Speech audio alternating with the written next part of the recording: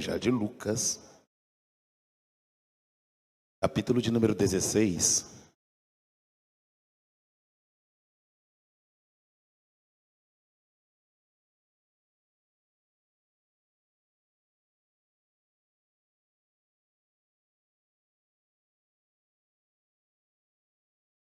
Deus abençoe a vida do pastor José Fernandes, oportunidade. Presbítero Maxwell, obrigado. É um prazer também rever o pastor Custódio. Deus abençoe. Mocidade, Jesus. Agradeço a Deus pela vida dos irmãos. Que Deus possa guardar o cantor, banda. Que Deus continue sendo glorificado, amém? 19:16, Lucas. Diz assim a palavra do Senhor.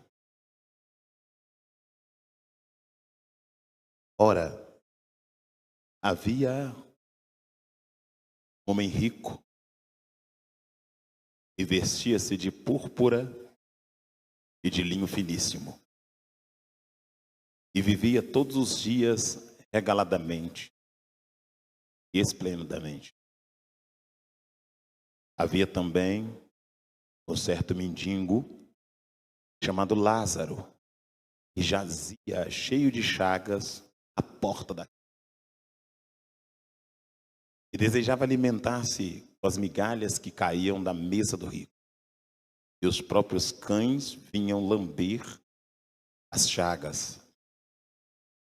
E aconteceu que morreu o mendigo e foi levado pelos anjos para o seio do pai Abraão.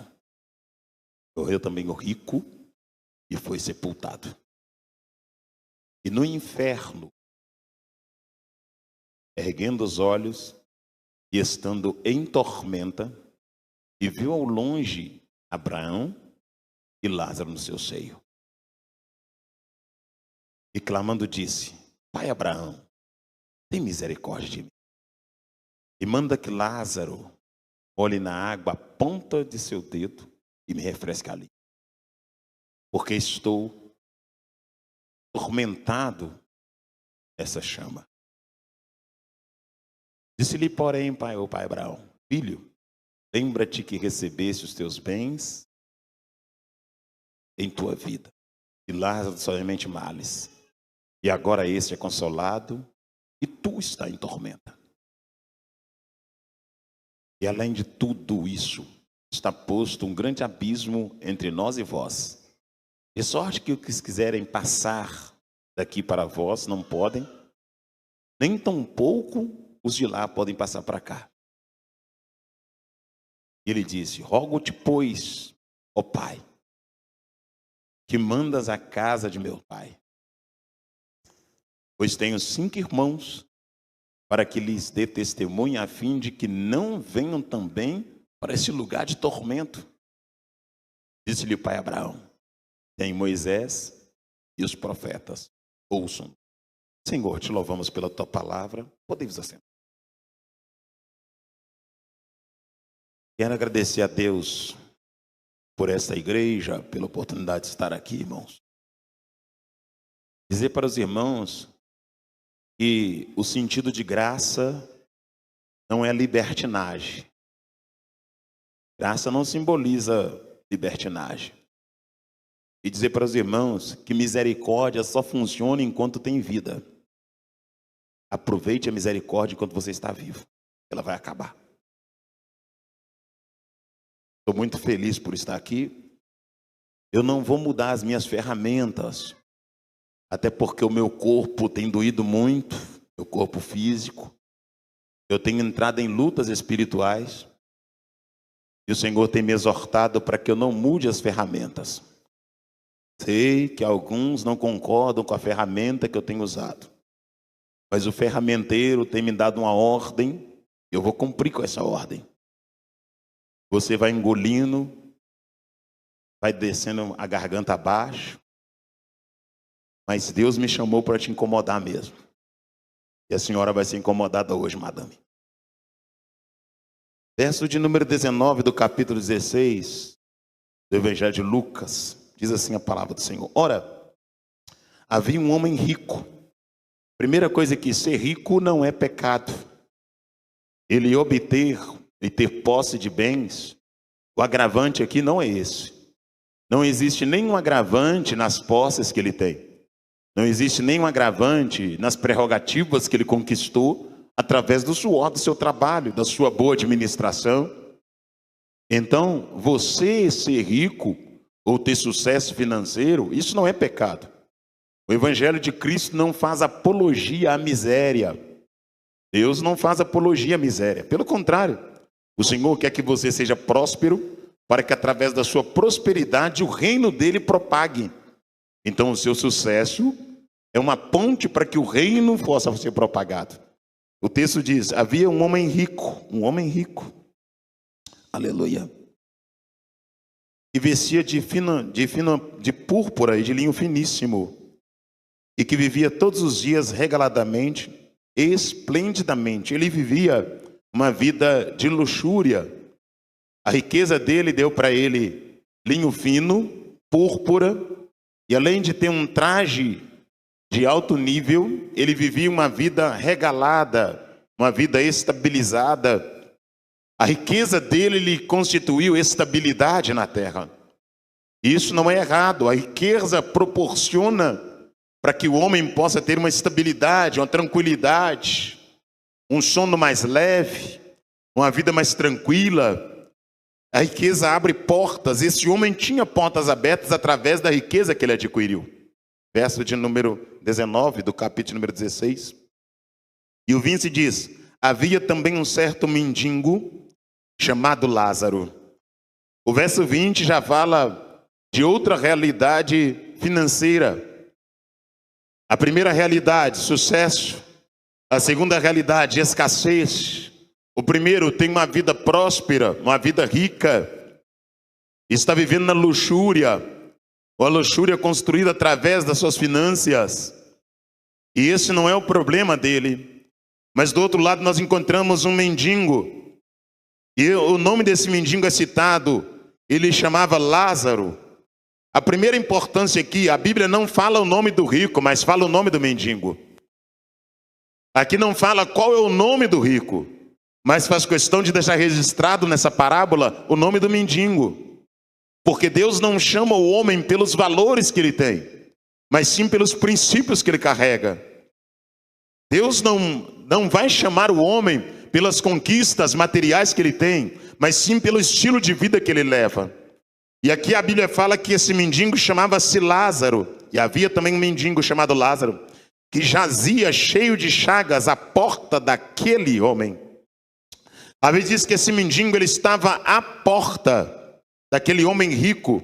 Então toda vez que aquele homem abria a porta da sua casa, ele deparava com o mendigo na beira da porta, no lugar de acessibilidade.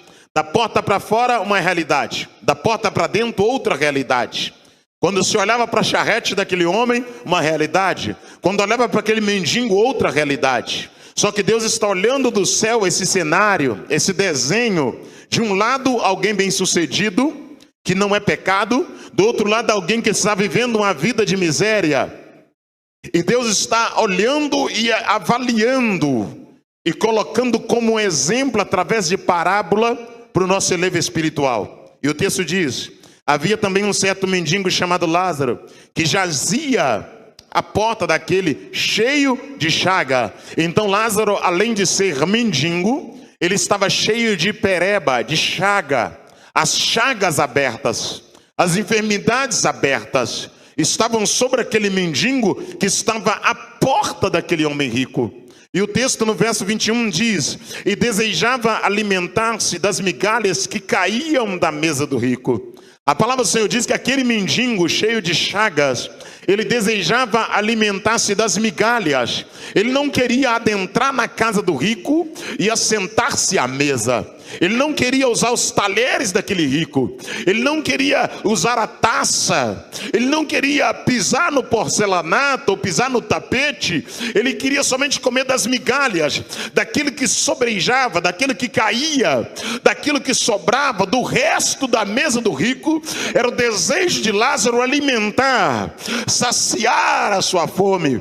Lázaro, seu sistema endócrino desejava, a sua alma desejava alimentar-se das migalhas que caíam da mesa do rico. É isso que a Bíblia está dizendo no verso de número 21 do capítulo 19 do Evangelho de Lucas.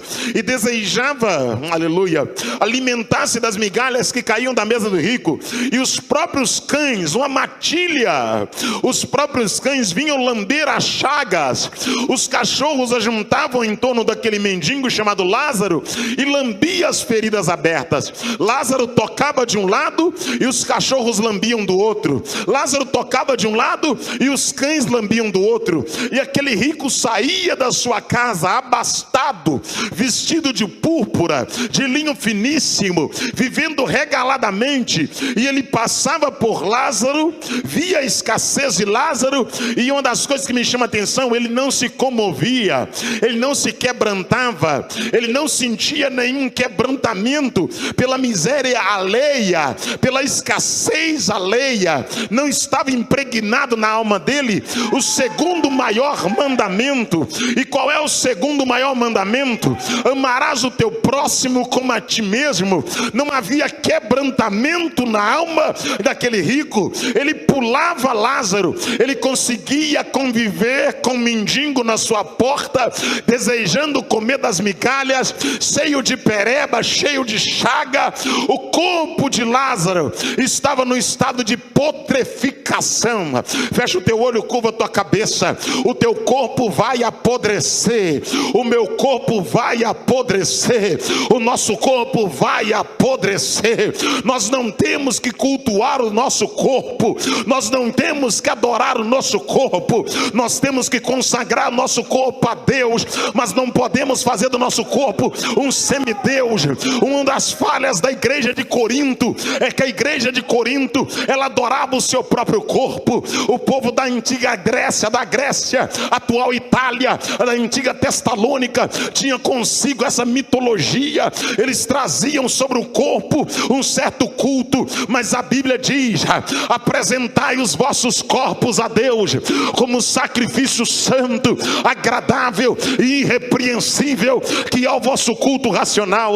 Mas quando nós olhamos aqui para esse mendigo, ele está no estado de putrefação em vida. Já vou pregar. As chagas estão abertas, as feridas estão expostas, os cães estão lambendo as feridas daquele mendigo chamado Lázaro. Ele toca de um lado e o cachorro lambe do outro, ele toca de um lado e os cães lambem do outro. O rico entra, o rico sai e ele se faz neutro. Ele não está vendo aquela realidade, ele não está vendo o que está acontecendo com aquele mendigo na sua porta, na sua frente. Verso de número 21, aleluia. E desejava alimentar-se com as migalhas que caíam da mesa do rico, e os próprios cães vinham lamber-lhe as chagas. Verso de número 22, por favor, aleluia, 22. E aconteceu, aleluia, que morreu o mendigo, oh glória, que o mendigo morreu, oh glória. E aconteceu que o mendigo morreu. Sabe por quê? Porque pobre morre e rico também morre, porque negro morre e branco também morre, oh glória, porque índio morre, oh glória, e homem livre também morre, homem branco também morre. Porque Deus, oh glória, Ele não lhe respeita o homem pela classe social que ele ocupa. O que Deus quer que você entenda é que um dia os seus olhos vão fechar, e quando os seus olhos e os meus olhos fecharem, nos restará somente as obras que foram realizadas através desse corpo. Em Hebreus diz que a todo homem está ordenado morrer uma só vez, e depois da morte segue-se o juízo de Deus, aleluia. Depois da morte sela-se o juízo de Deus. E morreu-se o mendigo, glória, aleluia. E quando morre o mendigo, o texto diz: e foi levado pelos anjos para o seio do pai Abraão. O mendigo está na porta do rico, coberta de chaga, sendo lambido pelos cães, desejando comer das migalhas, e de uma hora para outra ele sente uma pontada no coração e tomba.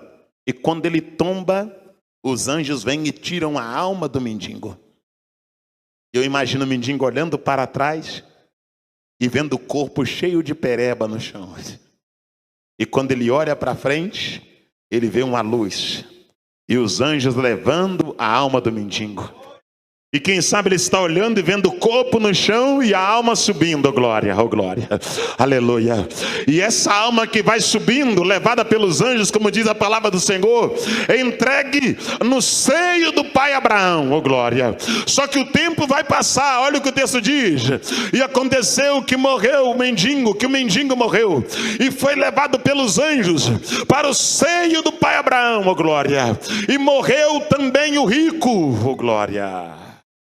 E morreu também o rico, porque a mesma morte que pega o pobre, pega o rico. Porque a mesma morte que pega o negro, pega o branco. Porque a mesma morte que pega quem mora no palácio, pega quem mora num barraco, glória. Porque a morte não respeita a classe social. A morte não quer saber se você mora em condomínio fechado ou se você mora debaixo da ponte. Porque a morte não quer saber quanto tem na tua conta, o carro que você anda, a roupa que você veste, oh glória, o tipo de perfume que você usa. Porque quando o anjo da morte vem com uma ordem divina, ele não respeita a idade.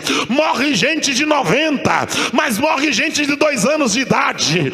Quando o anjo da morte passa, ele não volta de mão vazia, ele leva quem Deus manda, no tempo que Deus manda e como Deus manda. E o tempo de Deus chegou para o mendigo, e quando o mendigo foi retirado da terra, o seu espírito foi levado pelos anjos para o seio do pai Abraão. E passou-se um tempo, morreu também o rico. E quando o rico é morto, o texto diz, e foi sepultado. A primeira coisa que me chama a atenção aqui, presbítero Maxwell, é que a Bíblia não fala do sepultamento do mendigo.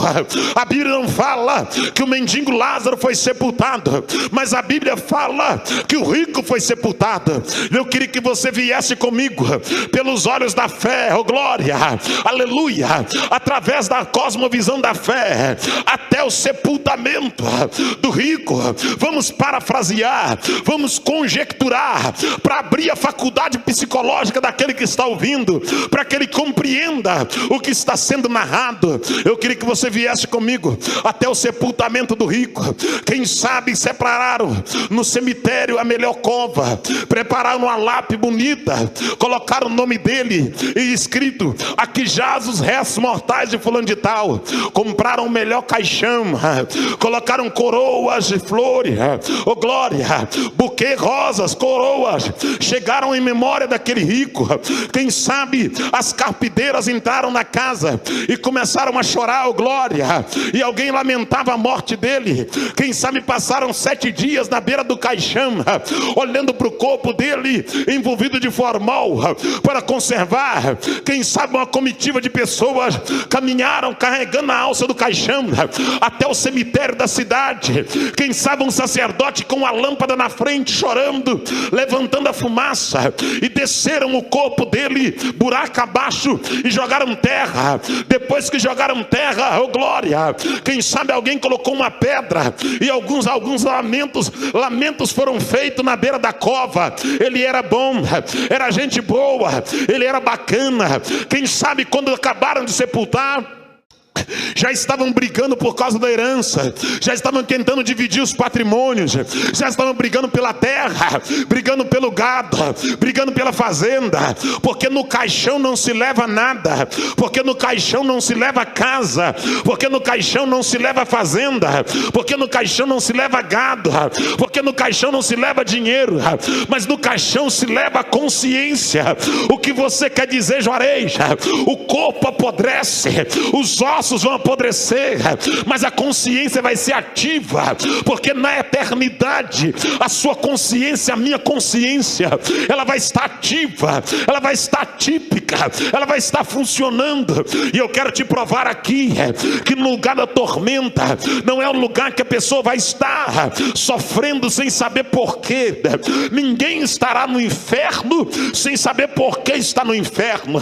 Ninguém vai estar no inferno dizendo: eu estou aqui por engano, eu estou aqui porque ninguém me avisou sobre o céu. O inferno será um lugar de consciência. O inferno será um lugar que o adúltero vai dizer: eu estou aqui porque adulterei. O prostituto vai dizer: eu estou aqui porque eu prostituí. O assassino vai dizer: eu estou aqui porque eu assassinei. O afeminado vai dizer: eu estou aqui porque eu deitei com outro homem, eu deitei com outra mulher, eu vivi uma vida promíscua. O inferno será um lugar de consciência.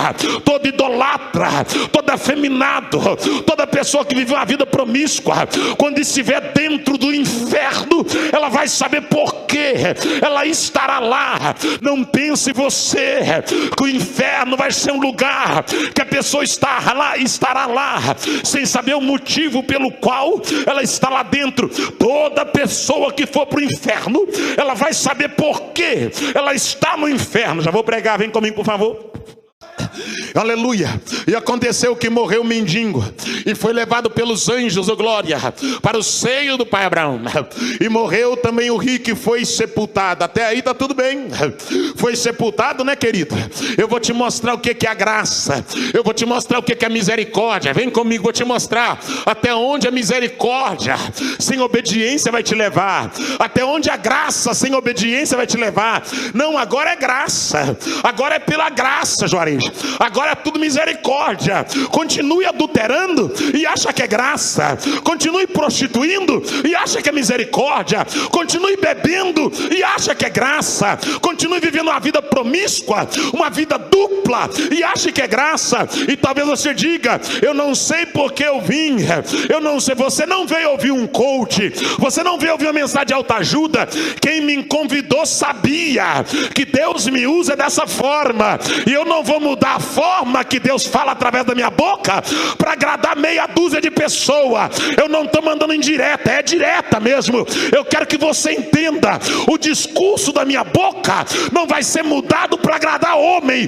Eu não prego para homens, eu prego porque Deus me chamou. E se você não mudar, tu irás para o inferno com a tua mentalidade medíocre, porque o céu é para quem é santo.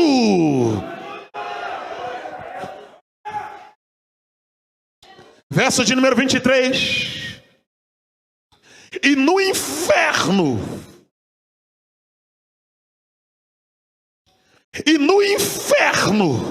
sabe o que é isso? Dentro do inferno.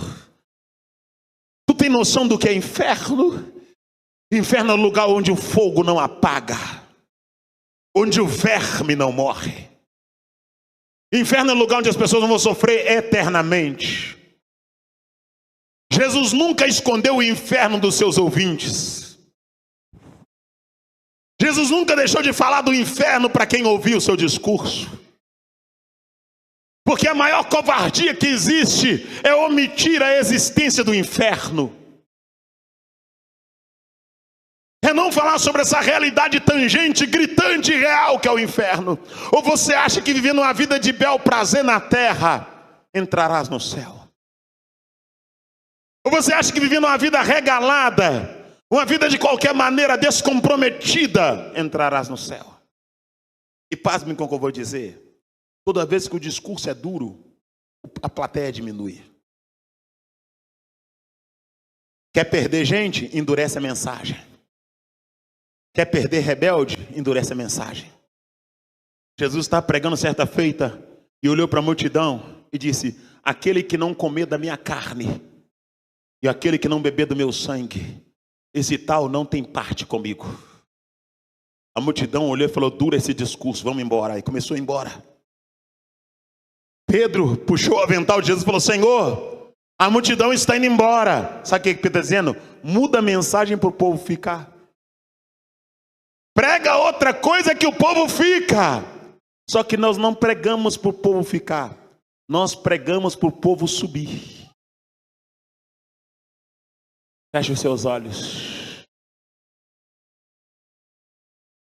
Nós não pregamos para encher a igreja, nós pregamos para povoar os céus. Nós não pregamos para movimentar a carne, nós pregamos para santificar o Espírito, glória. Nós não pregamos para dar autógrafo, nós pregamos para que as pessoas sejam mudadas. E sabe o que é gostoso na Sacrossanta Escritura? Que Jesus falou: quando vos maldizerem, ó glória, quando vos maltratarem por causa do meu nome, ó glória, quando vos perseguirem por causa de mim, alegrai-vos e regozijai-vos, porque assim fizeram com os profetas que foram antes de vocês. Sabe o que Jesus está dizendo? Vocês só são enviados quando rejeitarem vocês pela mensagem que vocês pregam. Deixa eu repetir: vocês só são profetas de verdade quando vocês não forem idolatrados pelos adúlteros, pelos prostitutos, pelos fornicários, pelos mentirosos, pelos arrogantes. Quando esse tipo de gente não suportar olhar na tua cara, aí você é profeta de verdade, aí você é enviado de verdade para poder pregar a palavra. Jesus nunca disse, Jesus nunca me prometeu dar autógrafo na camisa de ninguém.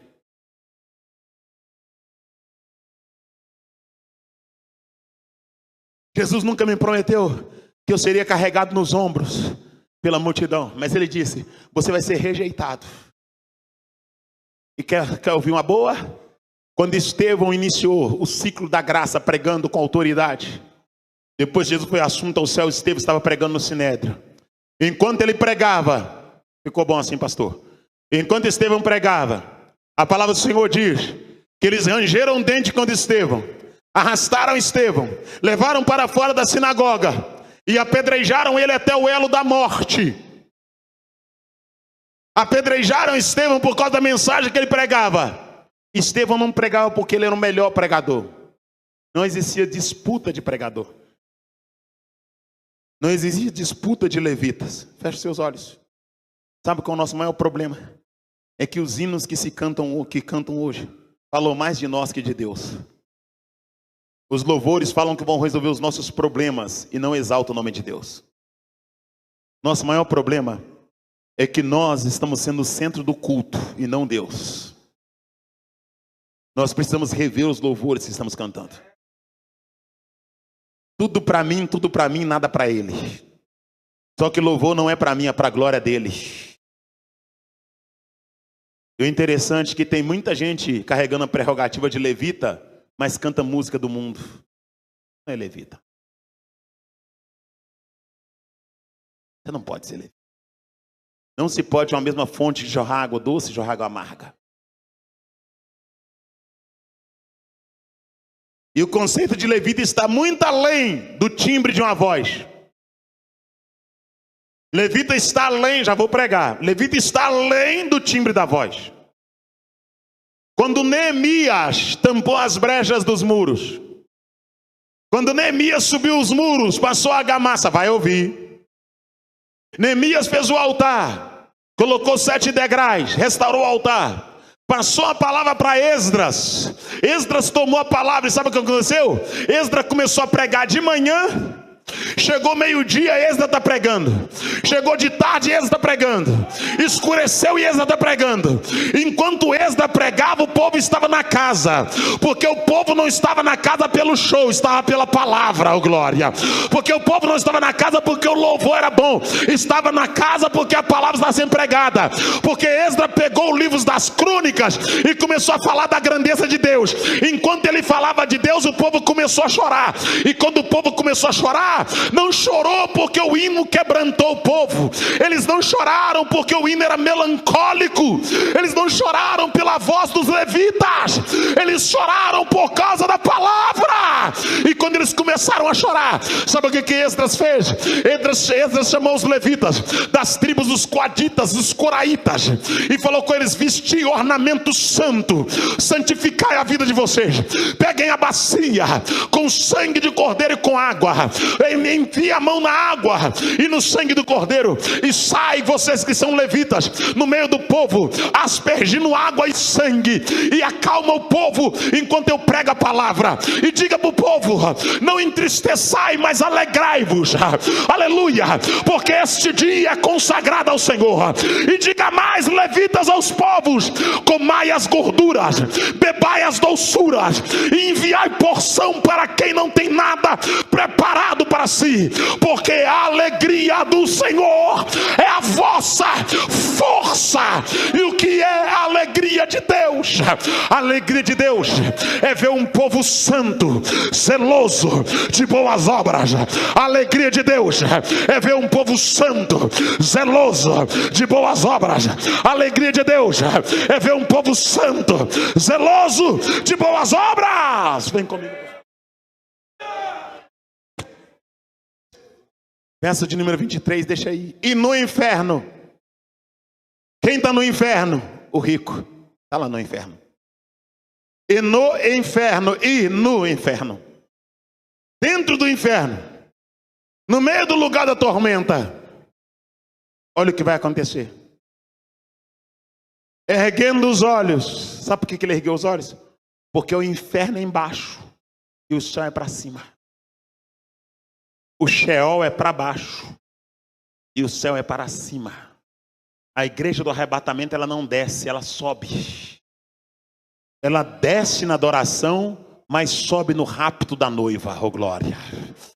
Ela se humilha na adoração, aleluia, mas ela sobe no arrebatamento, oh glória. E no inferno, erguendo os olhos e estando em, pode falar porque é verdade, é a Bíblia que diz, não sou eu. E estando em, sabe o que é tormenta? Perturbação constante pelo fogo, perturbação constante pelo verme, o fogo sapecando e o verme mordendo,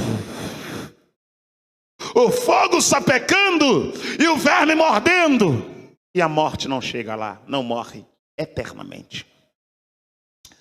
E estando em tormenta, viu ao longe Abraão e Lázaro no seu seio. De dentro do inferno ele viu. Próximo verso, por favor. 24, por favor. E clamando disse. Então ele está clamando de onde? Ele está clamando de dentro do inferno. Então haverá oração no inferno. No inferno haverá orações. Feche seus olhos. Varese, me fala algumas orações que terão no inferno. Me perdoa, meu amor, eu não devia te ter traído. Feche os seus olhos, por favor. No inferno alguém vai dizer: perdoa bem. Oh, meu amor, me perdoa. Me perdoa, mãe. Me perdoa, pai. No inferno alguém vai dizer: me perdoa, Deus. No inferno alguém vai gritar: misericórdia, Senhor. No inferno vai dizer: mãe, me perdoa. Pai, me perdoa. Marido, me perdoa. Esposa, me perdoa. No inferno alguém vai dizer: cunhado, cunhada, sogra, me perdoa. Amigo, me perdoa. Deus, me perdoa. O inferno vai ser um lugar de súplica. Tem gente que não ora na terra, mas vai orar no inferno. Tem gente que não grita na terra, mas vai gritar no inferno. Tem gente que não pede misericórdia na terra, mas vai pedir misericórdia no inferno. Tem gente que não pede perdão na terra, mas vai pedir perdão no inferno. Amanacandaraia, Arachamanagaia, Andamana, Suramanacanda, Andamaço, Lamanacaiacanda, Andaracalamachanda, Dahamaiacando, Andamandacanda, Manacaiachanda, Andaraço, Lamanacaiachanda, Andamanacalamanagachandaraia, Duravaço, Lamanabacanda, Managaia, Andaramacalamaracanda, Managachandaraia, Andaia Caça, Namanagaia, Andaramacalamanabacalamanagaha, Edecamanacalamashandaraia, Alacomanamagachandaramanaga, Uramanabacalamanagashandaraia. Dentro do inferno, falsos profetas pedirão perdão. Dentro do inferno, falsos pregadores, falsos apóstolos pedirão perdão. Dentro do inferno, falsos cantores, falsos ministros vão pedir perdão. Dentro do inferno, falsa esposa, falso marido, falso filho vão te pedir perdão. Naquele dia haverá choro e ranger de dentes. E clamando disse: Pai Abraão. Qual é a oração dele? Tem misericórdia de mim. Com seus olhos fechados. Tem misericórdia de mim. O que é misericórdia? Misericórdia é favor imerecível. Eu não mereço, mas me dá. Eu não mereço, mas me concede. Só que eu vou te explicar uma coisa: a misericórdia só funciona aqui na terra. Deus só dá misericórdia enquanto o homem tem vida. Depois que o homem morre, a misericórdia não funciona. Não pense você que vai ter um estágio no inferno para depois entrar no céu. Essa teologia é a teologia do purgatório. E purgatório que eu conheço é sovaco de cachorro, onde está cheio de pulga. O que você quer dizer, Juarez? Não existe chance para quem já morreu. Morreu no vício, vai para o inferno. Morreu na jogatina, vai para o inferno. Morreu na balada, vai para o inferno. Morreu cheirando, vai para o inferno. Morreu traindo, vai para o inferno. Pode ser pregador, morreu na cama do motel, vai para o inferno. Pode ser ministra, morreu traindo o marido, vai para o inferno. Andou, orabandou, andou minimicando. Oh, Espírito de Deus, Espírito Santo de Deus que não se engana. Oh, Paracletos, Espírito da verdade que sonda e esquadrinha os corações. Oh, Espírito de Deus que penetra no íntimo, que conhece o oculto e que conhece o escondido. Pode esconder do marido, mas não esconde de Deus. Pode esconder da esposa, mas não esconde Deus. Pode esconder do pai, mas não esconde Deus. Pode esconder da mãe, mas não esconde Deus. Por que não esconde de Deus, Vareja? Porque o Deus da Bíblia, ele não é de barro, não é de madeira, não é de cobre, não é de ferro. Ele é Senhor, tudo ele vê, tudo contempla para a glória do nome dele.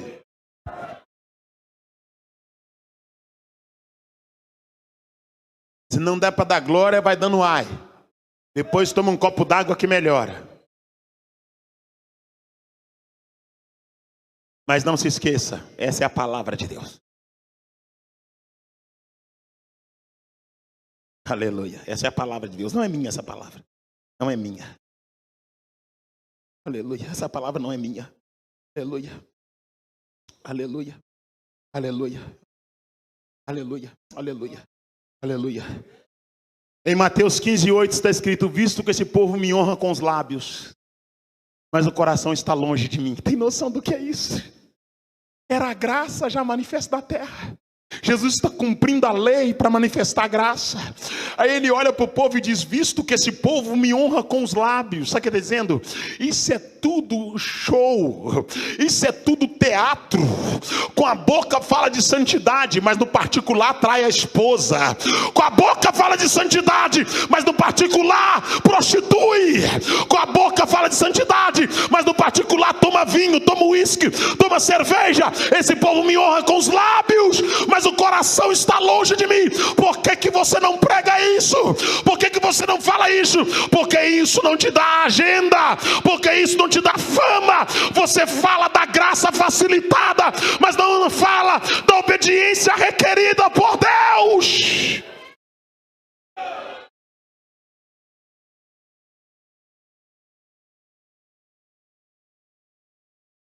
E clamando disse: Pai Abraão, tem misericórdia de mim, e manda que Lázaro... Espera aí, ele quer que Lázaro faça por ele o que ele não fez por Lázaro.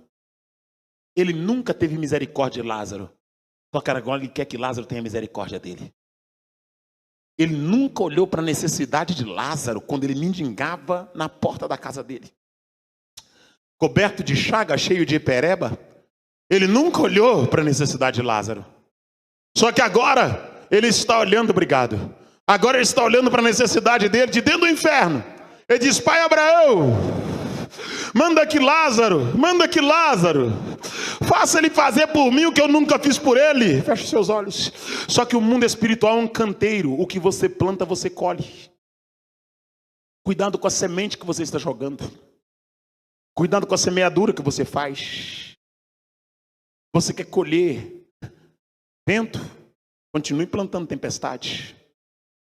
Quer colher vitória? Plante obediência. Sujeição à voz de Deus. Eu sei que as pessoas não gostam que se fale sobre a atual geração, mas uma geração que precisa de fumaça de xenon, uma geração que precisa de luz de xenon e fumaça de gelo, uma geração que dorme com o namorado, uma geração que perde a virgindade antes do casamento. O que eu vou pregar para uma geração que mostra o seu corpo na internet? O que eu vou pregar para uma geração que não sujeita a autoridade sacerdotal da casa? O que eu vou pregar para uma geração de mulheres que mandam no marido? O que eu vou pregar para uma geração de filhos que se rebelam contra a autoridade paterna? O que eu vou pregar para uma geração de obreiros que não sujeitam a autoridade ministerial? O que eu vou pregar para uma geração de crente que masca chiclete no culto, que a roupa íntima aparece dentro do templo? O que eu vou pregar? Que mensagem que você quer que eu prego para uma geração que o decote é grande? O que você quer que eu prego? Que é a geração do poder? Que é a geração do glória? Que é a geração do fogo? Que Deus me mate. Eu prefiro ser ceifado que baixar o nível da mensagem. Aleluia, aleluia. Entre a morte e mudar a mensagem, eu prefiro a morte. Aleluia, aleluia. Feche seus olhos. Eu estava com a luz apagada no quarto, ouvindo louvor agora à tarde, e pensando comigo: o céu é maravilhoso. Eu não quero perder o céu, oh glória, aleluia.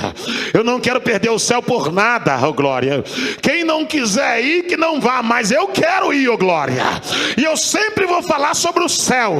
Eu vou gritar sobre o céu, para que mais alguém se interesse por ele e lute contra as vontades da carne, para poder herdar o reino de Deus. Então no inferno vai ter oração. No inferno vai ter gente querendo reconciliar, mas não vai ter tempo de reconciliar. Feche seus olhos, por favor, curva a tua cabeça. No inferno vai ter gente pedindo perdão: me perdoa. Eu quero que você entenda: a única forma que você tem de escapar do inferno é aceitando Jesus. E talvez você vá embora pisando alto pelas ruas de Itabirinha, dizendo: que raiva. Mas você não tem outra saída. Ou é céu ou é inferno. Não tem outro discurso. Ou é pela porta estreita, eternidade com Deus, ou continua com a vida de qualquer maneira e prepare para abraçar o diabo.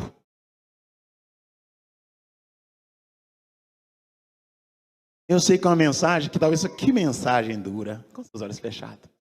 Que mensagem, mas se você morrer agora, onde você vai passar a eternidade? Se Deus te ceifar agora, onde você vai passar a eternidade? Você tem pelo menos um sentimento de que vai morar nos céus? Ou a dúvida tem apoderado da tua alma? Você só está na casa de Deus ou você está na presença de Deus? Você só trabalha para Deus ou você vai morar com Deus? Você só fala de Deus ou você vai viver eternamente com Deus? Porque naquele grande dia muitos vão dizer: Senhor, em teu nome eu preguei, em teu nome eu revelei, em teu nome eu profetizei. Em teu nome eu fiz sinais e maravilhas, mas vai dizer: apartai-vos de mim, vós que praticai a iniquidade, porque eu não vos conheço. E clamando disse: Pai Abraão, tem misericórdia de mim. Misericórdia é favor imerecível, eu não mereço. E manda que Lázaro molhe na ponta, e molhe na água a ponta do dedo, e me refresque a língua, e me refresque a língua. A língua deles, laléu. Laléu é língua. Catlaléu é descer a língua. Tem muita gente que vai para o inferno por causa da língua. Só da língua. Feche seu olho. Já se viu falando dos outros na tua casa? Já se viu cuidando mais da vida alheia que da tua vida? Já se viu vivendo a vida dos outros como se fosse a sua vida? Já se viu tendo a língua como uma fagulha de brasa, gerando discórdia no casamento alheio, gerando discórdia na vida alheia? Cuidado. A língua que você usa para falar mal da pessoa o dia inteiro, você vai usar para louvar a Deus? A língua que você usa para falar da vida alheia, fazer fofoca, soltar a língua em alguém, laléu, catlaléu, soltar a língua. Açoita, como é que pode? Profetiza de noite, fofoca de dia.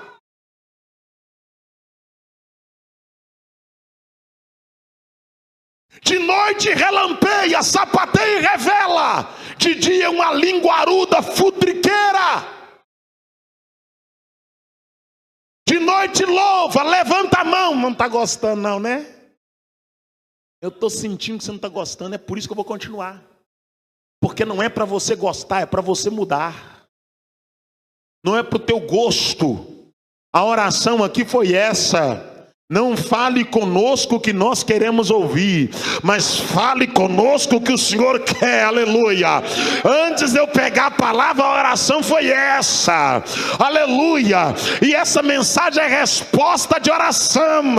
Cuidado com a língua que você bendiz a Deus e maldiz alguém. Cuidado com a língua que você glorifica e a mesma língua está na fofoca, está na conversa fiada, está no maldicente.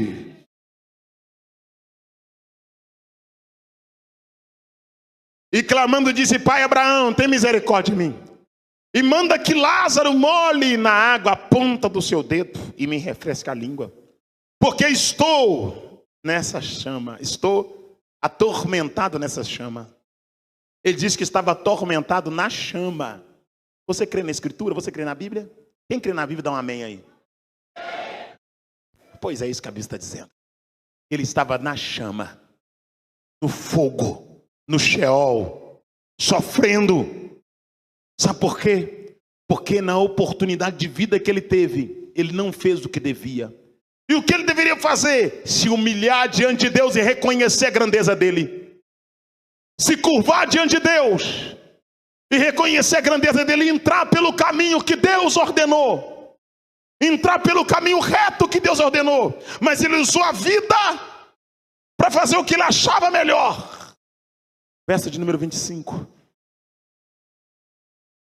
Disse, porém, o pai Abraão: filho, lembra-te que recebeste os seus bens em tua vida. Está dizendo, enquanto você tinha vida, você viveu regaladamente. Enquanto você tinha vida, você fez o que você achava melhor. Você viveu no piseiro, na balada. Viveu usando o seu corpo para fazer promiscuidade. Viveu uma vida leviana. Você viveu a vida como você queria. Você recebeu os prazeres dessa vida, ou da vida que você teve na terra. Você desfrutou dessa vida e não se preocupou com a eternidade. Você preocupou em usar a sua vida naquele plano terreno e não preocupou com o plano espiritual. Lázaro somente males, e agora este é consolado, e tu tormentado. Sabe por que está dizendo, este é consolado, e tu é tormentado? Porque Deus é justiça. Deus é justiça. Não se esqueça disso, Deus é justiça. Deus é justiça. Ele é justo. Deus é justo. Próximo verso, por favor. E além disso está posto um grande abismo entre nós e vós, de sorte que os que querem passar daqui para lá não pode, nem tão poucos de lá para cá. Está dizendo, quem está no Sheol não pode vir para o lugar de descanso, e quem está no lugar de descanso não pode ir para o Sheol. São caminhos diferentes. Os caminhos para o Sheol é a vida do pecado, e o caminho para a eternidade é a vida de santidade. E a vida de santidade dá um acesso à eternidade, e a vida de pecado dá um acesso à eternidade em tormenta. E agora nós encontramos aqui, no lugar do repouso, nós encontramos Lázaro, que renunciou aos prazeres da vida. Do que adianta o homem ganhar o mundo inteiro e perder a sua alma? Do que adianta o homem ganhar o mundo inteiro e perder a sua salvação? De que vale conquistar tudo e não herdar os céus? Aleluia. Eu me lembro de uma visão que tive certa madrugada. Eu estava dentro do meu quarto, e de uma hora para outra eu me via em pé dentro do meu quarto e vi meu corpo na minha cama. E eu me lembro que uma voz me disse, desça, venha e veja. E eu desci degraus. E quando desci degraus, uma experiência minha eu tive. Quando desci degraus, eu ouvi choro, eu ouvi ranger de dentes. E quando eu olhei, levantei a cabeça e olhei para o lado, eu vi homens, uma quantidade de homens que eu não podia contar. Olhe para cá, com a camisa xoxa, fora do terno, as mangas da camisa dobrada, a gravata solta, e eles enfiavam a mão na lama podre, e eles tiravam o pão da lama podre, eles comiam aquele pão da lama podre.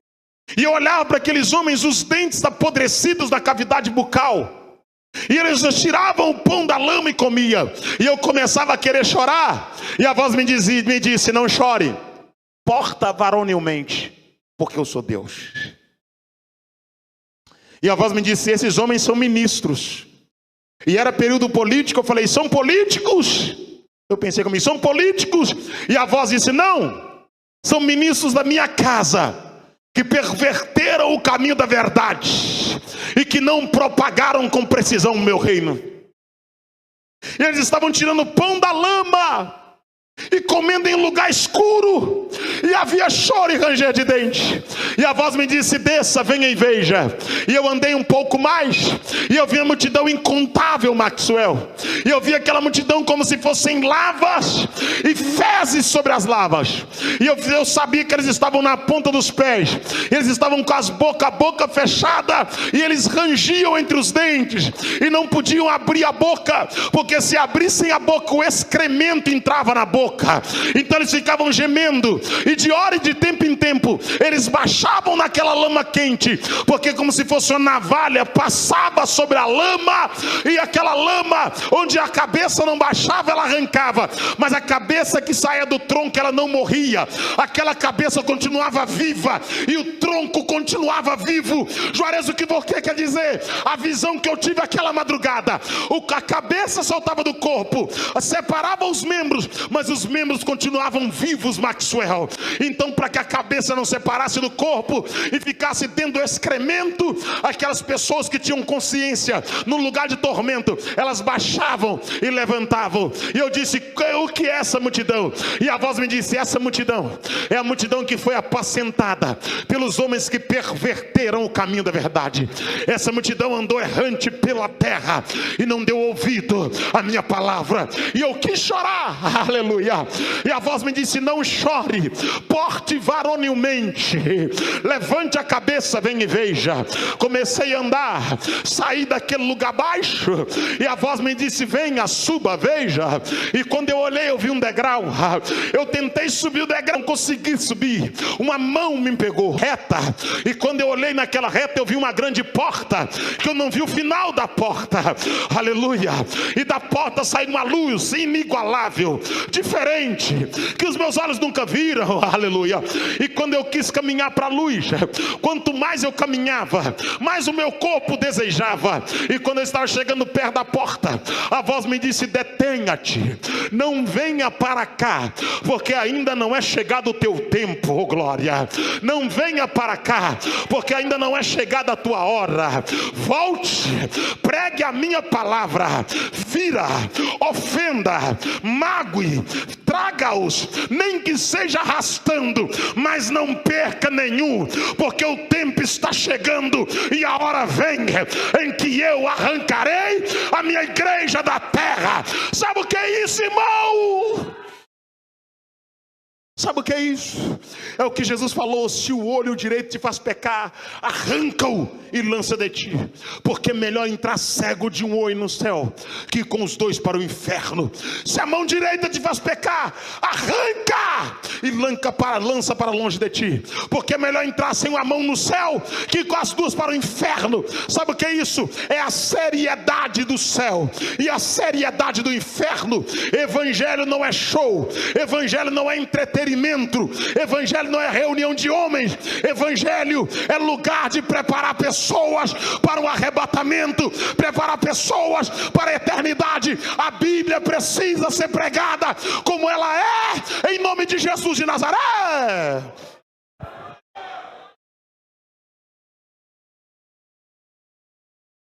Por que tem gente que só funciona na pressão? Muitas vezes eu me pergunto por que tem gente que só funciona na pressão. Aleluia. Eu estava pregando em Patinga, e um pastor amigo meu, isso há alguns anos, do campo de São Marcos, pregador também, me disse: irmão Juarez, eu estou com dificuldade no campo de São Marcos. Pastor Luiz Carlos, que hoje dorme no Senhor, era o pastor na época. Ele disse: Juarez, eu estou na regional da mocidade do campo de São Marcos, e toda vez que eu prego sobre santidade, tem uma moça que ela fica caçoando de mim. Enquanto eu prego, ela caçoa da mensagem. Ela debocha de mim, ela conversa, ela faz micagem, ela imita a língua estranha que eu falo, ela imita o jeito que eu prego, e ela está inflamando a mocidade, porque as outras também estão tomando o mesmo caminho que ela. Eu não sei o que fazer. Eu disse: Deus vai fazer alguma coisa. A palavra que eu disse para ele foi essa: Deus vai fazer alguma coisa. Passou alguns dias, ele me liga e diz: Juarez, eu quero dizer o que aconteceu. Aquela moça, ela estava um dia debochando das línguas estranhas, debochando do agir de Deus, da forma com que nós chamamos a igreja para o caminho da santidade. E um belo dia ela chegou em casa e falou: mãe, eu estou sentindo uma coceira debaixo do cochete do sutiã. Escuta isso. E a mãe dela desabotoou o sutiã dela atrás, e não tinha nada.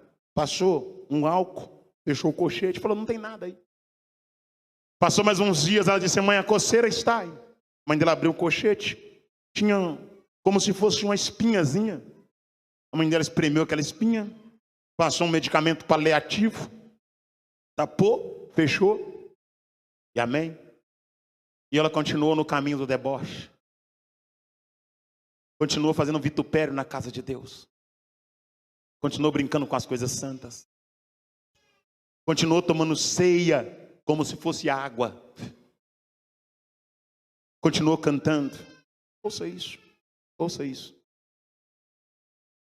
Ele disse: irmão Juarez, passou alguns dias, aquele que era como um grão de arroz ficou do tamanho de um grão de feijão bem cozido.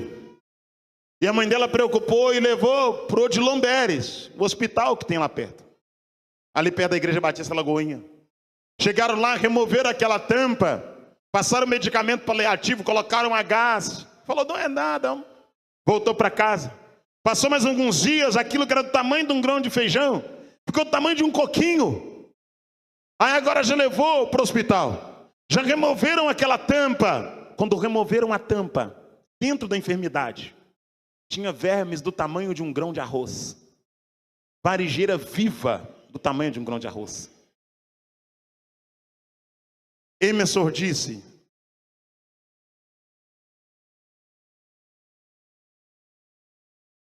porque é verdade. Emerson disse: Juarez, vamos visitá-la comigo no hospital. Vamos no hospital fazer uma visita para ela. Eu tinha um Passatinho 74, bem velhinho. Peguei o Passatinho e fui com o Emerson até o hospital. Quando chegamos no hospital, olhe para cá, no corredor já cheirava carne podre. Eu estava com o Emerson no hospital. Quando chegamos no hospital, no corredor já cheirava carne podre. Quando chegamos na porta onde ela estava, aleluia, oh glória, ela estava deitada de bruço. Os cabelos da cabeça tinham caído na totalidade. A enfermeira disse: não pode entrar porque nós não sabemos o quadro patológico dela. Mas nós só entendemos que ela está cheia de verme por dentro. Ela está cheia de bicho por dentro, em pleno século 21. Nós oramos da porta, voltamos para casa. Eu estava indo pregar no pastor GG. Eu pregava muito em Nova Lima. Emerson me liga e diz: irmão Juarez, a moça faleceu. A mãe dela era líder do ciclo de oração e me ligou e disse: Emerson, a minha filha faleceu. Eu posso levar o corpo dela para velar na igreja? Escute isso. E ele disse: quando eu ia dizer, traga a irmã fulano de tal, Deus me disse: não traga o corpo dela para minha casa. Aleluia. Ela blasfemou contra o meu espírito. Aleluia. Não traga o corpo dela para minha casa. Ela blasfemou contra o meu espírito. Aleluia, aleluia, aleluia. Emerson falou que escorou a face e disse: irmã, Deus mandou dizer para a senhora que ela não estava em plena comunhão. E não é no regulamento interno da igreja. Eles argumentam: não se pode fazer o velório do corpo de alguém que não faz parte do hall de membro. Ela tinha saído de comunhão devido ao desvio de conduta dela. Tem que velar em outro lugar. A mãe dela desligou o telefone. Passou mais um pouco de tempo, o telefone toca. E a mãe dela diz: Emerson, você pode vir aqui fazer o culto fúnebre da minha filha? Você pode vir dar uma palavra aqui na capela? Antes de Emerson responder, Deus disse: Emerson, se você for lá hoje, amanhã será o seu culto fúnebre, porque ela blasfemou contra o meu espírito. Eu não quero você lá, oh glória.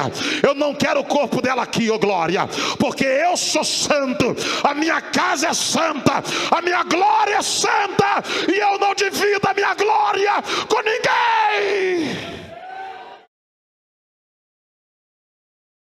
Fui pregar em Sobralha, perto de Plautino Soares. Quem conhece Sobralha? Sobralha, perto de Plautino Soares. Muita chuva, chuva intensa. Cheguei na cidade debaixo de muita água. Eu vou fazer agora 18 anos de casado. Vou fazer agora 18 anos de casado, pela misericórdia de Deus. E tem mais de 20 que eu prego o evangelho. Talvez você ouviu falar do Juarez agora, porque enquanto eu pude, eu me escondi das mídias sociais. Enquanto eu pude, eu fiz o máximo para me esconder. Porque eu não acho graça nenhuma em ficar postando tudo. Eu não sou engraçadinho, eu não acho engraçadinho. Estou aqui em tal lugar, estou em tal lugar. Eu não tenho esse viés. Eu não sou estrela. Tem companheiros que amam postar e ostentar, como se evangelho fosse ostentação, passeio. É óbvio. Tem lugar que você é acolhido, né? Como se fosse família. Deus abençoe o Roberto Souto, em nome de Jesus, pelo carinho comigo e minha família. Deus abençoe Maxwell, sua esposa, suas filhas, pelo carinho com minha família. Presbítero Geraldo, Deus abençoe, viu? Obrigado por tudo. Nem em todo lugar eu costumo levar minha família, porque nem em todo lugar dá para levar. Está entendendo? Mas eu tenho sido muito bem recebido aqui. Deus abençoe pela cesta de chocolate que foi entregue para a gente lá. Cadê as meninas? Deus abençoe vocês, tá? Muito obrigado. Nós ficamos emocionados. E ficamos adocicados. Você viu como eu estou mais doce hoje? O chocolate fez efeito, não fez? Como é que a mensagem está doce? Eu estou doce demais. Me deixou até melado. Glória a Deus, muito obrigado, meus irmãos. Manu agradece muito. Manu está na cor do chocolate, de tanto comer chocolate. Ela não é daquela cor não, mas aquilo é efeito de chocolate, né, Manu? Levanta, Manu, para te ver como é que é um chocolate. Levanta, Manu, levanta. Fica em pé, Manu. Olha que chocolate, irmãos, olha. Olha que coisa bonita. Levanta a mão para saber que você é Manu. Isso, maravilha. Papai ama demais esse negócio. Pode sentar, meu amor. Essa é a Manu, irmãos. Ela não é dessa cor não, mas ela mudou de cor depois daquela cesta. Obrigado, viu? Deus abençoe vocês. Mas vem comigo, por favor. Quando cheguei na cidade, bate muita chuva. Parei o carro na porta da igreja. Rapidamente, finalizando minha oportunidade. Fui recebido pelo pastor com muita alegria daquela igreja. E quando adentrei na casa dele, olhe para cá. Primeira coisa, não tinha como não ver, irmão. Tinha uma foto, um quadro muito grande da filha dele na parede. Quando eu entrei, eu vi aquela foto, a moça muito bonita na parede. E eu disse, que moça bonita, e acabei de entrar. Quando eu disse que moça bonita, acabei de entrar, ele entrou atrás de mim, mancando e chorando. Sabe o que é um homem de cerca de 49, 50 anos de idade chorando compulsivamente? E a esposa dele acolheu ele e o acomodou no sofá e buscou um copo contendo água com açúcar e entregou para ele. Ele tomou aquela água tremendo. E eu percebi que a minha fala produziu o choro dele. E eu fiquei constrangido. E ela disse, acalma o teu coração. Você não fez nada de errado. Nós que devíamos ter tirado o quadro daqui. E ele me disse, essa era a minha filha. E quando ele disse no pretérito perfeito, era, eu entendi que ela não estava mais nesse plano, não estava mais conosco. E ele me pegou pelo braço e me levou até o quarto da filha dele. O quarto estava todo montado, pastor. O sofá, o instrumento, a cama rosinha, o tapete rosinha. Ele sentou numa cadeira, o cheiro da menina exalava no quarto, o perfume dela estava no quarto. As roupas no guarda-roupa rosa. E ele começou a chorar e disse, Juarez, a minha filha tinha 17 anos de idade. Aleluia. Arrumou um namorado aqui na cidade. Ela tocava na mocidade. Instrumento de sopro, instrumento no canto. Ele disse, ela tocava, cantava, tinha um talento. Mas ela entrou num relacionamento que não era compatível com a fé que ela professava. E eu pedi a minha filha e disse, filha, você é filha de pastor. Nós somos liderança espiritual da cidade. E ela disse, pai, eu preciso viver a minha vida. Ouça isso. E ela, naquele relacionamento, ela começou a mudar, irmão Juarez. Ele disse, pode testemunhar onde você passar.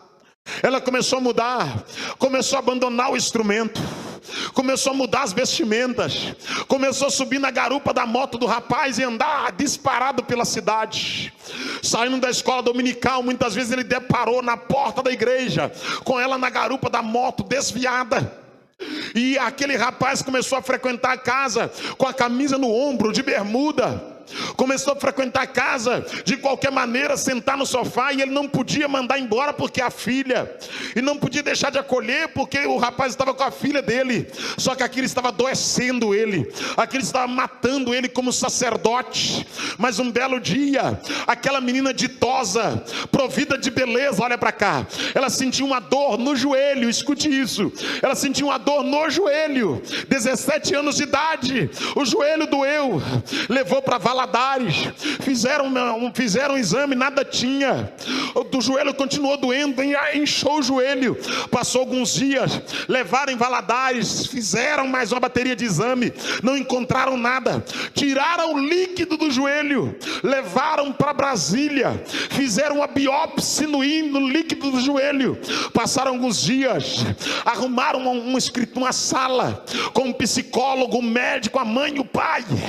Quando ela entrou na sala com o pai, aleluia, o médico estava com os laudos nas mãos, mandou o pai assentar, a mãe assentar e ela sentar, e a notícia foi dada pelo médico: você está com câncer no joelho, há um câncer no seu joelho, o estágio já é elevado.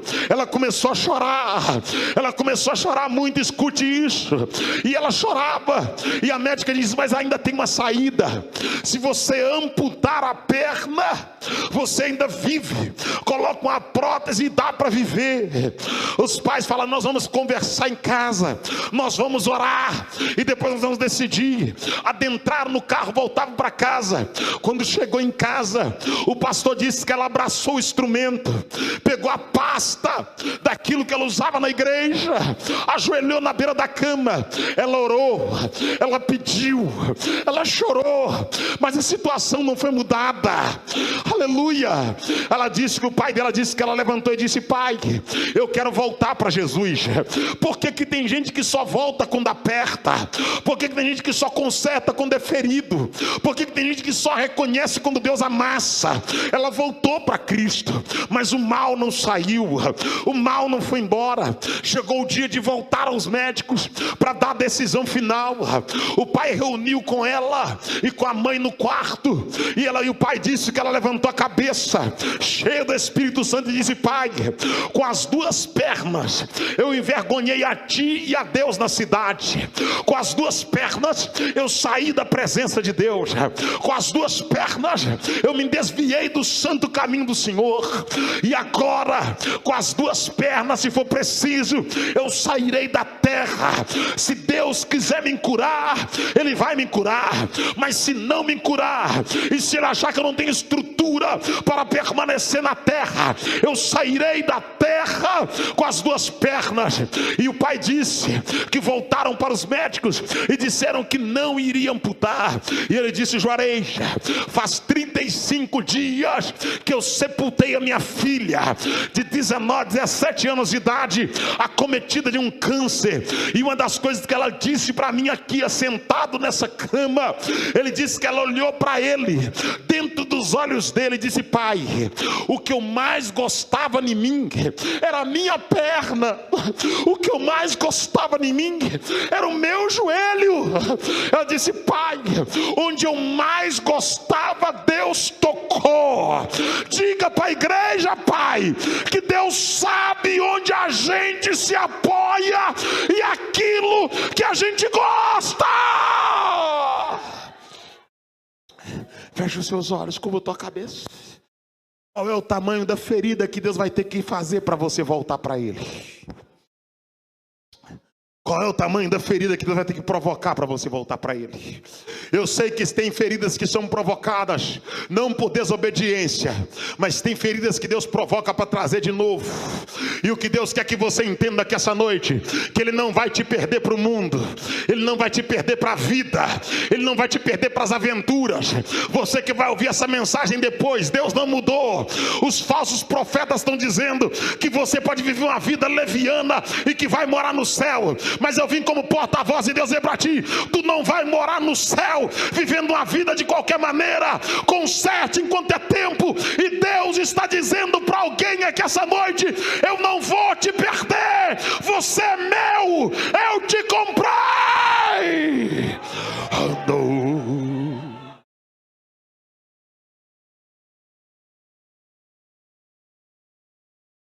E além de tudo isso, é posto um grande abismo entre nós e vós, de sorte que quem quiser passar para aí não pode, e quem quiser passar para cá também não pode. 27, por favor. E disse: rogo-te, pois, ó pai, que mande a casa de meu pai. 28, por favor. Pois tenho 5 irmãos. Sabe o que é isso? Consciência. Ele está no inferno, mas ele tem consciência. O inferno é um lugar de consciência. E você não pode ir para casa sem levar isso na tua mente. Quem estiver no inferno vai saber por que está no inferno. E se você não quiser ir para o inferno, você precisa consertar sua vida com Deus. Juarez, Deus fere e Deus cura. Deus é amor, mas Deus também é fogo consumidor. Não se esqueça disso. Deus é amor, Ele é amor, mas é justiça. E talvez você está abusando do amor de Deus, abusando da graça, aproveitando o que é graça e vivendo no piseiro, vivendo a vida dissoluta, a vida de qualquer maneira. Eu me lembro que eu fui líder de jovem muito tempo na presbiteriana, finalizando minha oportunidade. Eu falei com a minha esposa hoje, Quem vê a gente pregando hoje, andando pelo Brasil, pregando o evangelho, não conhece a história da gente. Quantas noites sem dormir, quantas madrugadas. 15 horas no braço do oceano, 15 horas de navio. 4, 5 horas de balsa, 10 horas subindo de Tacamarã para pregar nas ilhas de Marajó. 25 km de bicicleta com mochila nas costas para pregar em Xambeuá. Na garupa da moto, na Bolívia, para pregar nas alturas.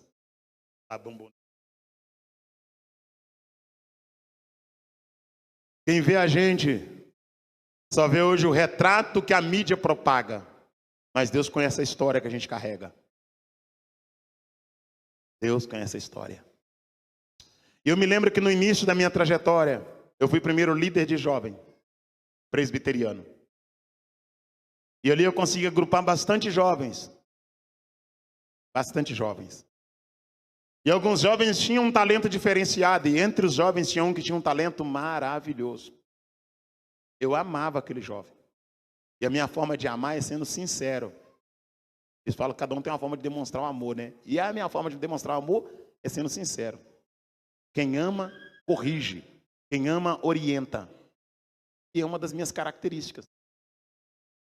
E quando eu saí da presbiteriana, aquele jovem inclinou para o mundo do homossexualismo. Olhe para cá. Ele partiu para o mundo do homossexualismo. Ele começou a namorar com outro homem. E eu sei que um homem que deita com outro homem vai para o inferno. Pode mudar a Constituição. Pode mudar a cosmovisão do conceito de família.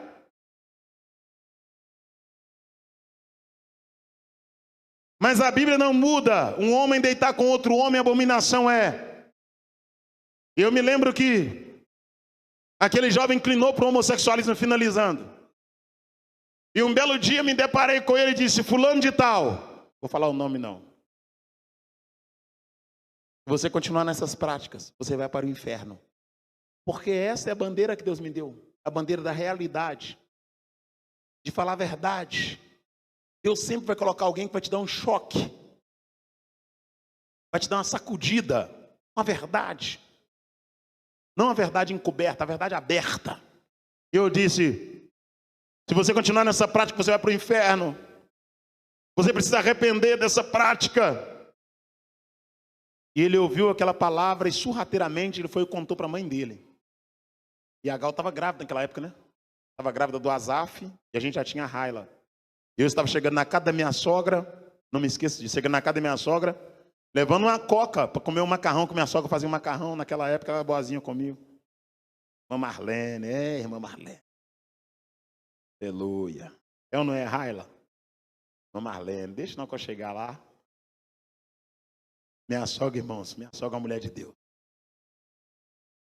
Se a minha esposa for pelo menos um terço do que minha sogra é de crente, nós estamos bem, viu? Para a glória de Deus. Está bem.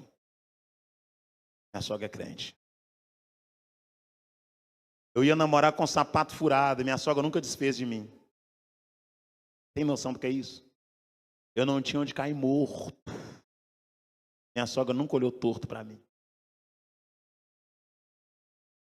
E eu me lembro que quando chegamos da escola dominical, meu sogro subindo, minha sogra, Gal, grávida do Asaf. Era isso, né? Estava grávida do Asaf. E a Raila pequenina. Eu havia dito para aquele menino alguns dias antes que ele ia para o inferno, se ele não mudasse. Aí a mãe dele me chamou. Eu entreguei o refrigerante para o meu sogro e fui encontrar com a mãe dele. Ela disse: quem é você para dizer quem vai para o inferno e quem vai para o céu? Você não é Deus. Mas isso foi o que ela... Isso é o que eu posso falar que ela falou comigo. E ela falou outras coisas mais. E quando eu ia abrir a boca para responder, Deus me disse: o teu silêncio faz com que eu responda por você. Aleluia. Tu tem noção do que é isso? E quando eu subi as escadas, com o olho lacrimejando, Deus me disse: eu te levantei como minha voz na terra. Quem tenta ofuscar a voz que eu fiz ecoar, recebe o meu tratamento. Escute isso. Passou alguns dias, ele pegou uma gripe, olhe para cá. E quando ele foi consultar, com aquela gripe, ele descobriu que ele estava com HIV, por causa da baixa imunidade, porque ele teve conjunção carnal com outro homem, porque o salário do pecado é a morte. Ele descobriu o HIV. Gente, é muita amiga, gente chegada dela que é amiga, meu amigo, minha amiga, me ligou e disse: Juarez, ora para fulano. Deus falou: não ora.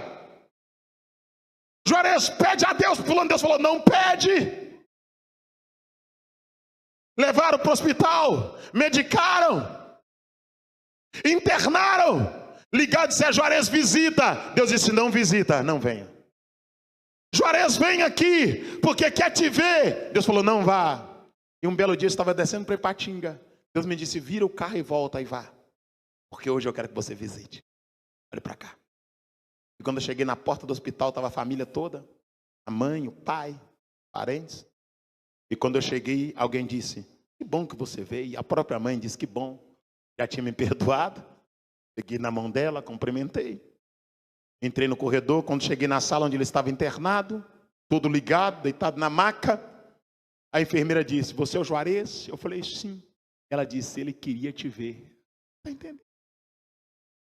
Muitas das vezes ele falou: e o Juarez? Ele não vai vir aqui? E quando eu cheguei na beira da cama, olha para cá, ele pegou uma folha, e na folha estava escrito: me perdoa, eu não devia ter dito o que eu disse. Tem noção da seriedade disso? Escreveu com pouca força: a Gal está grávida, né? Aí eu falei: sim. Escreveu: você não é fácil. É o quê? Eu falei: menino Azaf. Ele disse: bem. Escreveu: você pode orar por mim? Eu falei: claro que eu posso orar. Escreveu no cantinho: eu quero voltar para Jesus. Onde Deus vai ter que te levar para você reconciliar. Onde Deus vai ter que te apertar para você voltar para a presença dEle. O que você vai ter que perder para você adorar a Deus de verdade? Até o que Deus vai ter que arrancar da tua vida para você servir Ele em espírito e em verdade? Qual é o nível de relacionamento que você tem com Deus? Já vou finalizar. Orei por ele, ó glória. Amassei papel porque ele pediu para amassar papel. E uma das coisas que eu sou é fiel com quem me impede segredo. Ele disse: amassa, testemunha, mas amassa. Testemunha, mas joga fora. Escreveu no papel e disse: estou voltando para casa. Escreveu no papel e disse: eu estou voltando para casa. Tu tem noção do que é isso? Eu estou voltando para casa. Eu te encontro debaixo da árvore da vida. Oh glória! Dali em diante eu comecei a pregar pelo Brasil e dizer: eu te vejo debaixo da árvore da vida, porque foi dele que eu ouvi isso. Foi ele que escreveu e disse: eu te encontro debaixo da árvore da vida. E eu quero dizer para você, naquela tarde eu orei por ele, naquele leito de hospital, e eu acredito sim, que eu vou encontrar com ele, debaixo da árvore da vida, porque o Deus que eu prego, ele é fiel. O corpo perece, mas a alma é salva.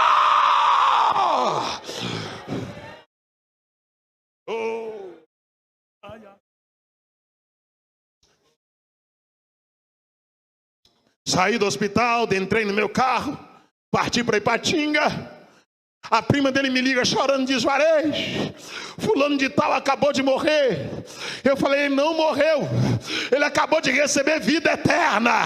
Juarez, você está dizendo o quê? Eu estou dizendo que o céu já está recebendo ele, e daqui a pouco nós estaremos lá para a glória de Deus. Por que tem gente que só volta quando perde? Por que tem gente que só conserta quando perde? O que Deus vai ter que arrancar de você? Do que adianta ganhar o mundo inteiro e perder a própria vida? Do que adianta ganhar o mundo inteiro e perder a salvação. Eu te convido para colocar sobre os seus pés. Eu chamo o cantor para vir aqui rapidamente. Peço perdão mais uma vez pelo atraso. Eu te peço para curvar sua cabeça. Prepara o microfone para ele. Vem cá, meu filho, por favor. Jesus Cristo.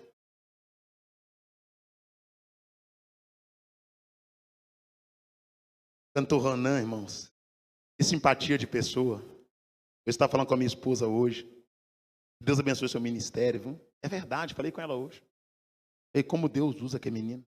Me lembrou muito o Flávio Júnior. Eu falei isso com você, Flávio Júnior. Deus abençoe a sua vida, tá? Diante da honra vai a humildade. A sua humildade vai te abrir portas. Viu? Não pense em parar o seu ministério. Deus não te deu uma carreira, Deus te deu um ministério. Deus não te chamou para ser um artista, Deus te chamou para ser adorador. Você é um adorador. Aleluia. Feche seus olhos. Quando você adora, os engates do céu começam a funcionar. Aleluia. Aleluia. Aleluia. Feche seus olhos. Aleluia. Senhor Espírito Santo, tenha liberdade de curar aqui essa noite. Jesus tem a liberdade de curar aqui essa noite. Jesus tem a liberdade de curar aqui essa noite. Jesus tem a liberdade de curar aqui essa noite. Jesus, solta o playback dele, deixa ele louvar. Jesus tem a liberdade de curar aqui essa noite. Onde houver um câncer, um nódulo, um mioma, um caroço, uma enfermidade, Pai amado, no canal urinário, enfermidade no rim, no coração, no baço, no fígado. Ó Deus, em nome de Jesus Cristo, o Senhor sabe do propósito que eu tenho feito. O Senhor sabe do pedido que eu tenho posto na tua presença. Ó Deus, eu quero que o paralítico ande, eu quero que o mudo fale, eu quero que o cego veja. Eu não quero fama, mas eu quero que o enfermo seja curado. Ó Deus, eu não quero o meu nome em evidência, mas eu quero que o teu nome seja glorificado. Ó Deus, começa a curar aqui essa noite. Ó Deus, mais que a cura da alma, eu quero cura física. Ó Deus, onde houver um nódulo, um caroço, um mioma, um câncer, é agora, Senhor, começa a queimar agora. Começa a queimar toda enfermidade, todo mal alojado. Fique em pé comigo, curva a tua cabeça, abra a tua alma, em nome de Jesus Cristo. Enfermidade proveniente de obra de magia negra, enfermidade proveniente de macumbaria, enfermidade crônica, enfermidade espiritual, enfermidade na próstata, enfermidade do canal urinário, enfermidade na coluna. Ó Deus amado.